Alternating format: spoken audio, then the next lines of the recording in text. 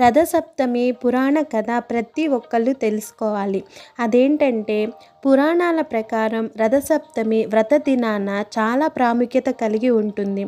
ఈ వ్రత విధానాన్ని, వ్రత ఫలాన్ని గురించి అడిగిన ధర్మరాజుకు శ్రీకృష్ణుడు ఈ విధంగా తెలిపాడు.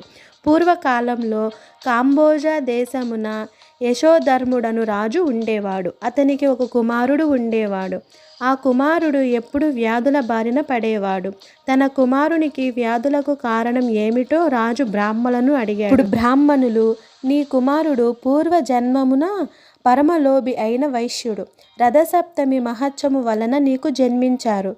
లోభి అయిన వ్యాధిగ్రస్తుడయ్యను అని దీనికి పరిహారం అడిగిన రాజుకు బ్రాహ్మణులు ఈ విధంగా చెప్పారు. ఏ వ్రత ఫలితమున ఇతను నీకు కలిగెనో అదే రథసప్తమి వ్రతము చేస్తే పాపము నశించి చక్రవర్తి అవుతారు అని ఋషులు చెప్పగానే రాజు అలా చేశారు.